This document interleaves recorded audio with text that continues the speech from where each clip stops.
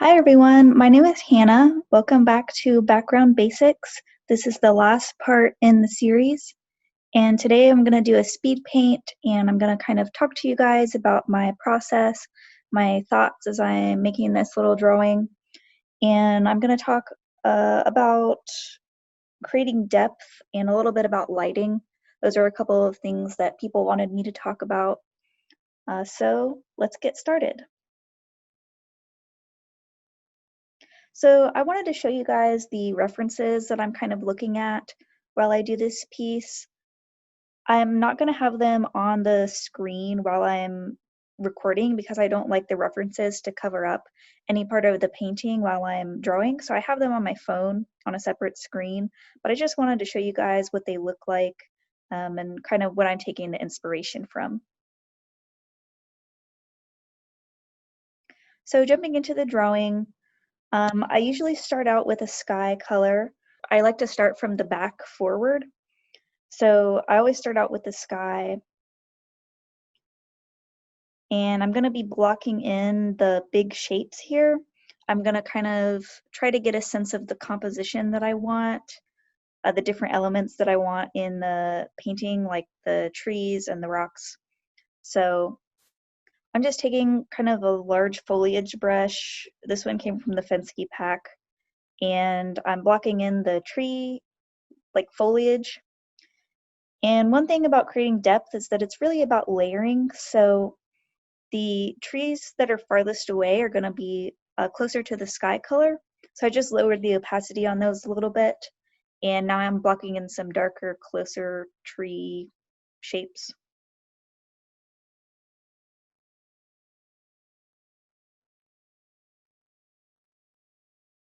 So I'm putting in kind of the foreground, and I'll put some rocks in here in a minute.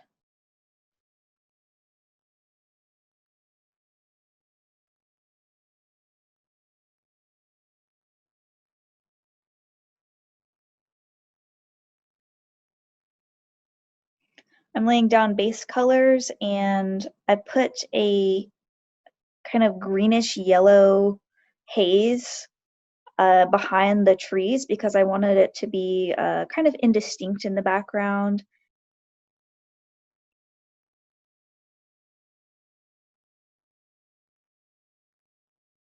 So now I'm just adding more to the trees, kind of defining the light and dark areas a little bit, setting that to multiply.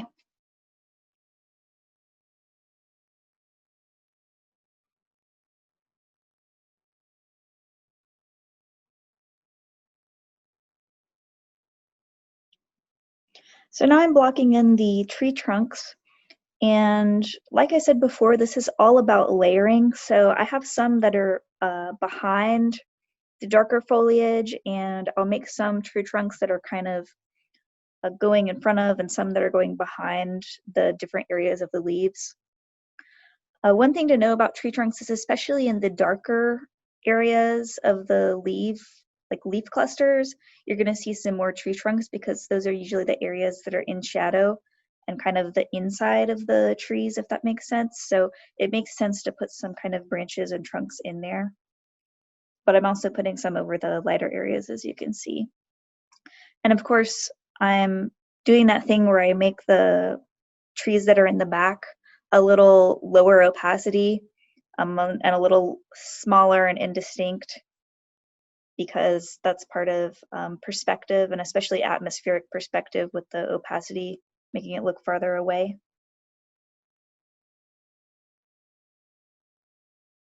And I'm using a color that's kind of close to the leaf color, but it's a little warmer, a little more greenish brown. I don't want to do anything that's oversaturated for the tree trunks, like I was saying in my trees episode.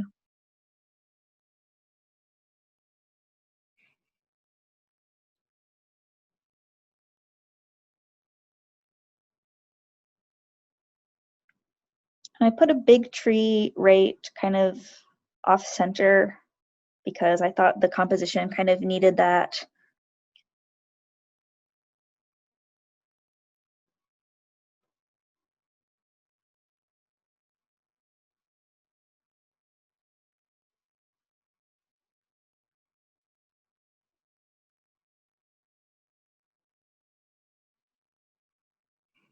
So now I'm taking the horizon of the kind of the foreground area or like the ground, and I'm taking a little bit of that background color and I'm putting it on the edge of the horizon because I kind of want it to look hazy over there. And once again, it's all about making it indistinct the farther away you get. And that's an important part of creating depth in the painting.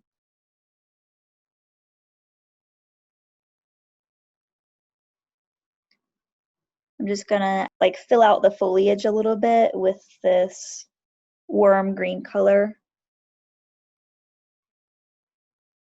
and using that elliptical brush that I like so much. If you see people asking me what brushes I use, this elliptical brush, I use it for like everything.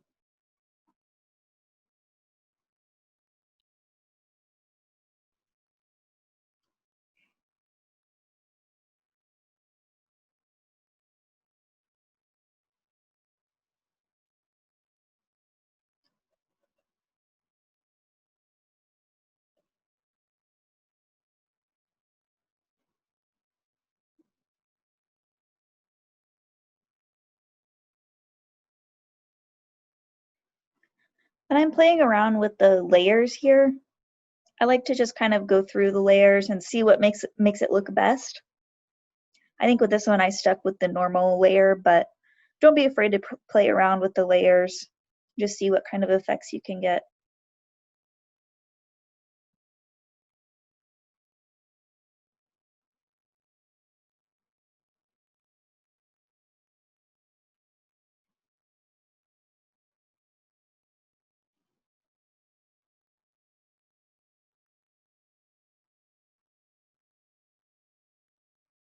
And I'm adding a little more highlights on the leaves with that kind of brightest yellow color that's in the background.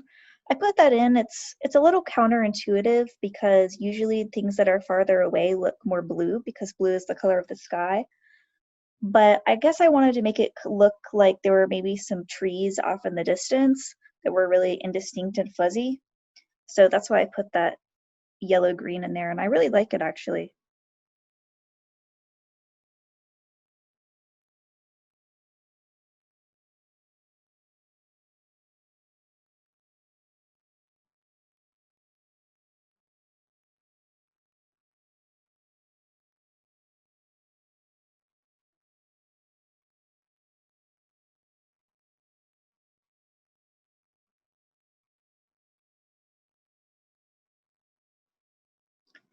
And I'm taking this ground pebble brush that I got from the Bowwater brush pack, and I'm just adding some noise to the ground area. I guess I kind of want it to look like there are some fallen leaves there.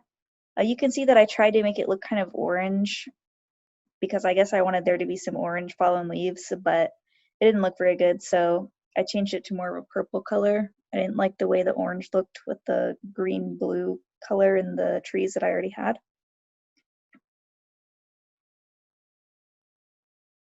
And once again, I'm taking that farthest back color and putting that on the ground close to the horizon to kind of blur that area a little bit, make it a little lower contrast to make it look farther away.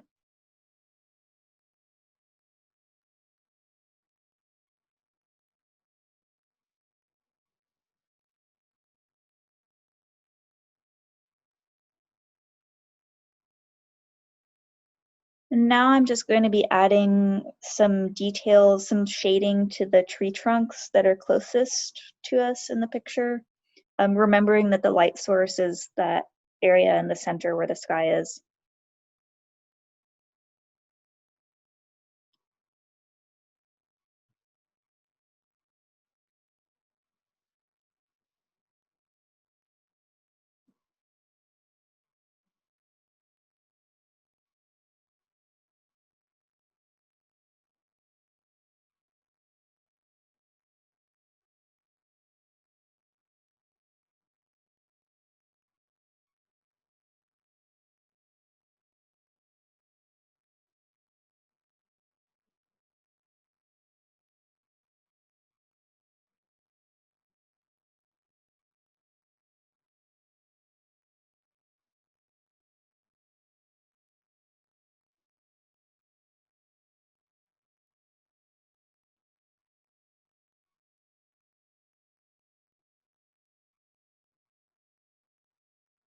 You can see that I'm picking up colors from within the painting because I want there to be somewhat of a limited color palette.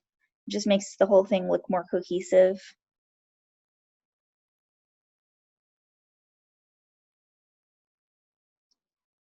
And so now I'm going to start rendering on the rocks. I chose this greenish color that I picked up from the ground, I think, because I wanted it to contrast with the purpley tone that I had used to block them in. And if you've seen my rocks video, you see that I'm using that same technique of painting light on dark that I love so much.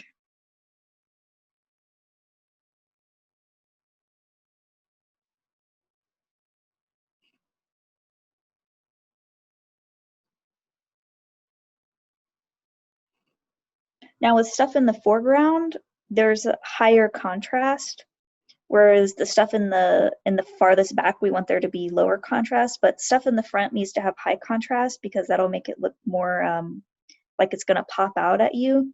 That's what makes it look like it's right in front of you. So you'll see me adding some more dark and some more light to these rocks as well.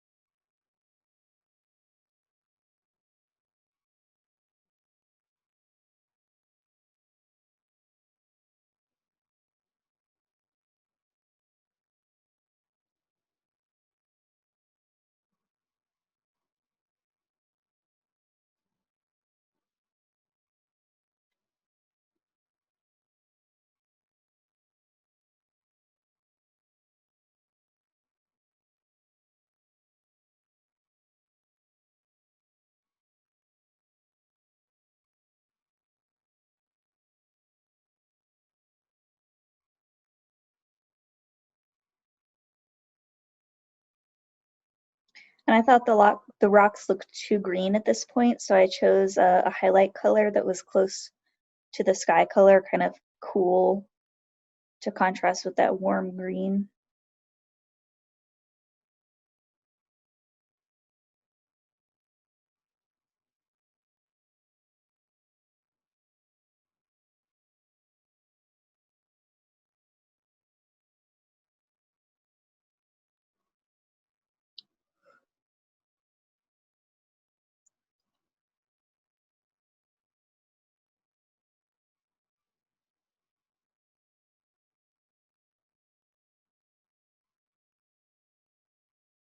And now it's really important to add shadows.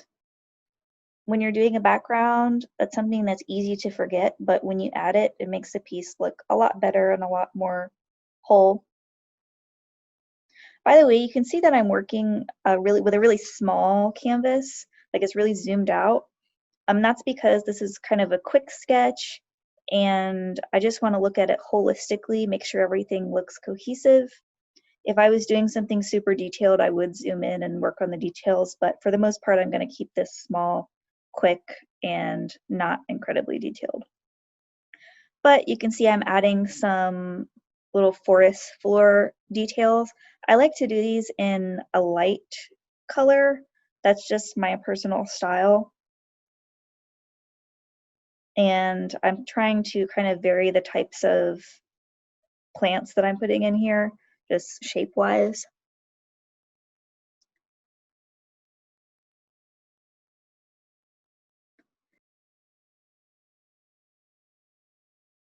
And finally, what you'll see me do at the end is add a kind of haze using the sky color. I'll take a big soft brush, put that right over the light source, and then change the layer to just add some kind of lighting effect. It adds a lot of atmosphere to the painting, I think.